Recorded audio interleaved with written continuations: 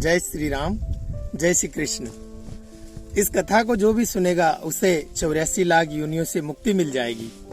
एक बार की बात है, मैया यशोदा प्रभु श्री कृष्ण के उल्हाने से तंग आ गई और छड़ी लेकर श्री कृष्ण भगवान की ओर दौड़ी। जब प्रभु ने अपनी मैया को क्रोध में देखा तो अपना बचाव करने के लिए भागने लगे। भागते भागते श्री कृष्ण एक कुम्हार के पास पहुंचे।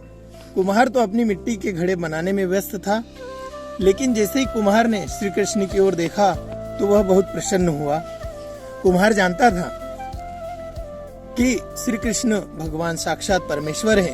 तब कुम्हार ने प्रभु से कहा कि कुम्हार जी, आज मेरी मैया मुझ पर बहुत क्रोधित है।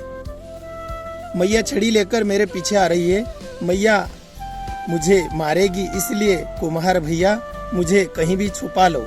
तब कुम्हार ने श्री कृष्ण को एक बड़े से मटके के नीचे छुपा दिया। कुछ ही क्षणों में मैया यशोदा भी वहां आ गई और कुम्हार से पूछने लगी, क्यों रे कुम्हार, तूने मेरे कन्हैया को कहीं देखा है क्या? कुम्हार ने कह दिया, नहीं मैया, मैंने कन्हैया को नहीं देखा। श्री कृष्ण ये सब बातें बड़े से घड़े के नीचे छुपकर सुन रहे थे। मैया तो वहां से चली गई। अब प्रभु श्री कृष्ण कुम्हार से कहते हैं, कुम्हार जी, यदि मैया चली गई हो तो मुझे इस घड़े से बाहर निकालो। कुम्हार बोला, ऐसा नहीं प्रभु जी, पहले मुझे 84 लाख योनियों के बंधन से मुक्त कराने का वचन दो। भगवान मुस्कुराए और कहा, ठीक है, मैं तुम्हें 84 लाख योनियों के बंधन से मुक्त करने का वचन देता हूँ। अब तो मुझे बाहर निकाल दो। कुम्हार कहने लगा, मुझे अकेले नहीं प्रभु जी, मेरे परिवार के सभी लोगों को भी 84 लाख योनियों के बंधन से मुक्त कराने का वचन दोगे तो ही मैं इस घड़े से बाहर निकालूंगा। प्रभु जी कहते हैं, चलो ठीक है, उनको भी 84 लाख योनियों के बंधन से मुक्त कराने का वचन देता हूँ। अब तो मुझे घड़े से बाहर निकाल दो। अब कुम्हार कहता है, बस प्रभु जी, एक विनती और है, उसे भी पूरा करने का वचन दे दो तो मैं आपको घड़े से बाहर निकाल दूंगा। भगवान बोले, वो भी बता दे क्या कहना चाहता है। कुम्हार कहने लगा, प्रभु जी, जिस घड़े के नीचे आप छुपे हो उसकी मिट्टी मेरे बेलों के ऊपर लाद के लाई गई है। मेरे इन बेलों को भी 84 के बंधन से मुक्त कराने का वचन दो।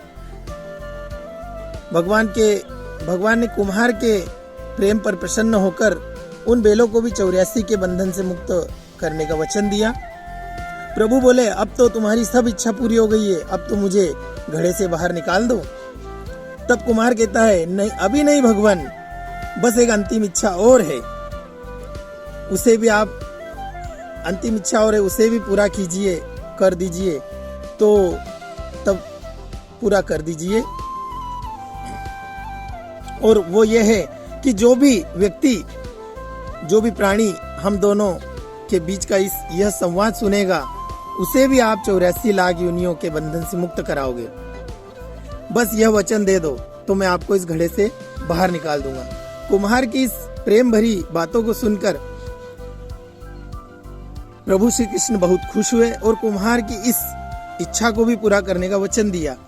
फिर कुम्हार ने श्री कृष्ण को घड़े से बाहर निकाल दिया, उनके चरणों में साष्टांग प्रणाम किया, प्रभु जी के चरण धोए, चरणामृत पिया, अपनी पूरी झोपड़ी में चरणामृत का छिड़काव किया और प्रभु जी को गले से लगाकर इतने रोए कि प्रभु में विलीन हो गए। जरा सोचकर देखिए, जो बालकृष्ण 7 कोट लंबे चौड़े गोवर्धन पर्वत को अपनी इकन्नी उंगली पर उठा सकते हैं, तो क्या वो एक घड़ा नहीं उठा सकते थे?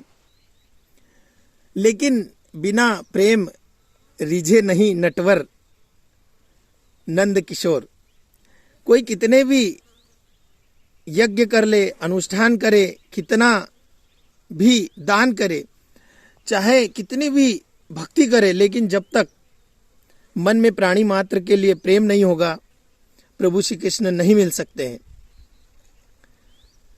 यह सुंदर कथा आपको सुनाई, विश्वास और मनन कीजिए। प्रार्थना नष्ट नहीं होती है, उपयुक्त समय पर क्रियान्वित होती है। ईश्वर सदैव आप सभी को स्वस्थ व दीर्घायु निरोगी रखे। इन्हीं शुभकामनाओं के साथ आपका जीवन मंगलमय हो। जय श्री राम, जय श्री कृष्ण।